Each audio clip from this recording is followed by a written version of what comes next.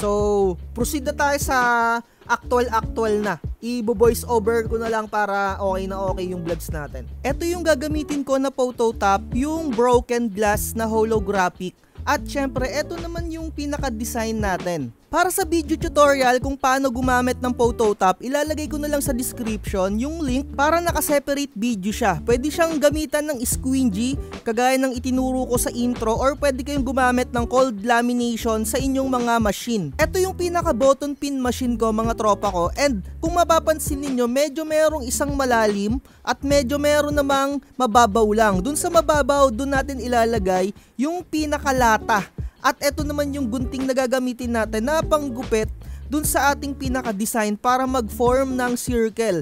Kung natatandaan nyo, gumawa tayo ng pinaka-outer part niya, yung medyo merong shadow na kulay itim, ayun yung pinaka-gugupitin natin. Or pwede nyo rin siyang yung pinaka mismo yung magiging guide ninyo. Pwede kayong gumamit ng platter cutter kung anong available sa inyo dyan, Cameo, Kuyi, or kung ano pa man. Pero dito, mas gusto ko na kinakat lang siya, mga tropa, para syempre hindi naman lahat merong platter cutter. Para makita nyo rin na pwedeng gamitin yung gunting at makaklamp naman yan at perfect din yung pagkakaklamp nyan kahit hindi bilog na bilog yung inyong magagawa dito. Basta yung pinakakulay itim, ayan yung magiging guide ninyo, mga tropa ko. Tandaan nyo yung pinakasukat na shinare ko. Pwedeng 2.7 yung pinaka-outer, pero ako mas gusto ko na 2.690. Mas mapapadali kayo kung meron kayong platter cutter, pero pinakita ko pa rin na pwede yung gunting. And dito na tayo sa pinaka-machine. Kung makikita nyo, eto yung lata.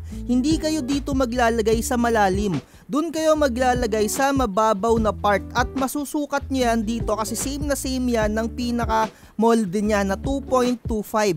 And ilalagay nyo na sa pinaka top niya yung ating design. Kung hindi kayo gagamit ng photo top, kung glossy lang, ang gagamitin nyo yung kasama na film netong mga binili natin na lata ng ating button pin. Dito sa ating unang press, dapat hindi nakatusok dun sa pinakabilog. Ganyan yung gagawin nyo sa first press. And sa pangalawang press, dun nyo na siya isasakto. Pagka inikot nyo to pabaligtad, kailangan nakalusot na siya para mag-clamp yung pinaka-design natin dun sa lata. Ganyan. So, ulit-ulitin nyo na lang yan. Una, hindi dapat nakatutok. Pangalawa, nakatutok na. Kagaya neto, dito na tayo sa pangalawang part. Gagamitan na natin nung pinaka nakalagay sa likod niya or yung backplate, plastic backplate. Ganyan dapat yung pagkaka-setup natin. Ibaon nyo ng maayos at ganyan, ikot nyo siya. Kung nakita nyo, wala na yung pinaka nasa design natin. Ngayon, itutusok nyo na, dapat nakalusot sa butas. Kagaya nung tinuro ko nung una, ayan, clamp nyo ng ganyan. And meron na tayong button pin. Ganyan lang kadali. So ulitin lang natin, maglalagay muna tayo ng pinakalata and ilalagay nyo yung design na meron nang nilagay kayong photo top.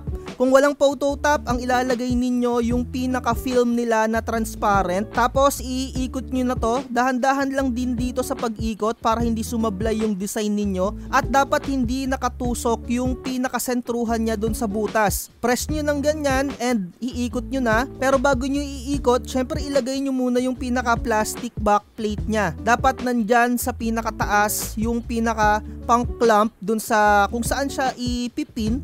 Ikot nyo lang ulit siya, dapat nakasentro na dun sa pinakabutas para mag-lock or mag-clamp ng maayos. Sa pag-press, mga tropa, medyo makukuha nyo yung tamang-tamang power doon. Kasi minsan kapag 100 or 200 na yung nagagawa nyo, ang sakit na sa braso. Sa totoo lang. And minsan sa totoo lang, hindi nyo maiiwasan na magkaroon ng problema. Pero dito sa ginagamit ko ng mga lata na to, okay naman. Siguro out of 100, may dalawa akong error. Kung nakikita nyo sa camera, yung part na may kulay puti, dun sa pagka-press natin, ayan yung hinipo ko. Pwede nyo pang lagyan ng design yon, pero ituturo ko na lang yon sa susunod. At eto naman yung pangalawa natin na design, gugupitin ulit natin siya dahil hindi ko siya ginamitan ng platter cutter. Mas mabilis kung meron kayong platter cutter, pero okay lang yan. Ganyan lang yung gawin nyo, dahan-dahan lang yung pagbilog. Pero okay lang din kahit hindi siya bilog na bilog, kahit medyo may kanto-kanto, pero dapat yung pinakasukat eksakto nung tinuro ko. Kasi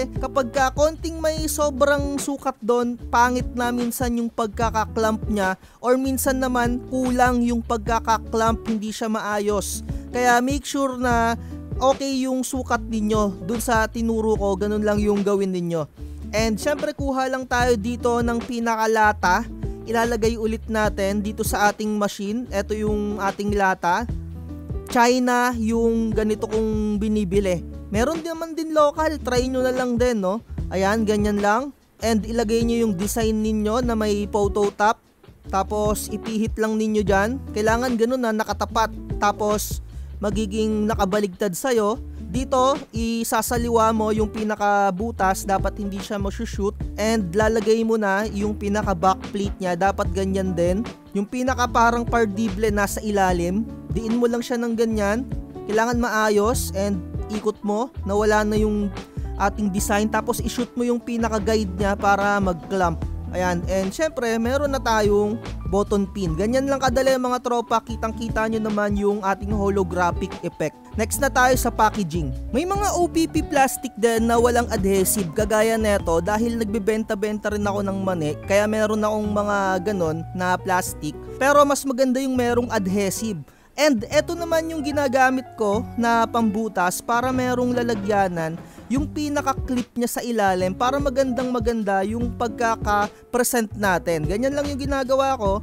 Tapos isushoot ko na dyan yung pinaka-button pin. Kung mapapansin ninyo, dun sa ating pinaka-backdrop, ginawan ko na rin siya ng corner edge. Kinat ko na yung pinaka-corner edge niya. Pwede rin kayong bumili nung ganung puncher para makikita nyo hindi siya patulis. Ayan o, and lalagay na natin siya sa pinaka-plastic. Pinalitan ko lang yung plastic na ginamit ko. Ito ay merong adhesive, kung baga meron siyang pinaka-lock.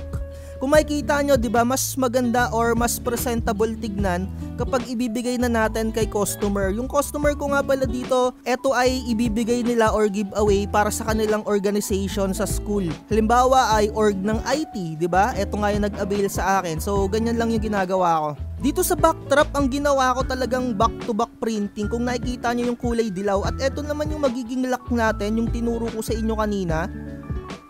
Tapos ilalagay nyo lang siya dyan. And syempre kailangan nyo dyan ng stapler para mailock nyo siya.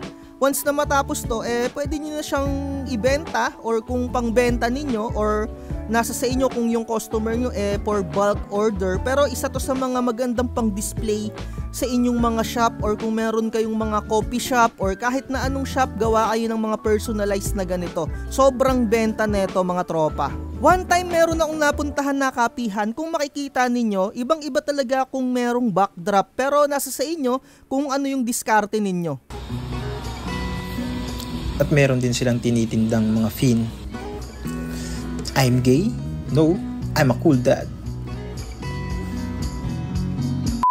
So, message na lang kayo sa Facebook page natin kung meron kayong mga katanungan or kung gusto nyong mag-avail ng mga printing template or Canva bundles template natin or kung gusto nyong magpa-install ng Adobe Photoshop. So, dito na natin tapusin. Like, share, and subscribe. At lagi ko sinasabi, huwag magpapauto. Bye-bye. Huwag kang magpapauto, mag-isip ka sa pilian, sa laro ng buhay dama.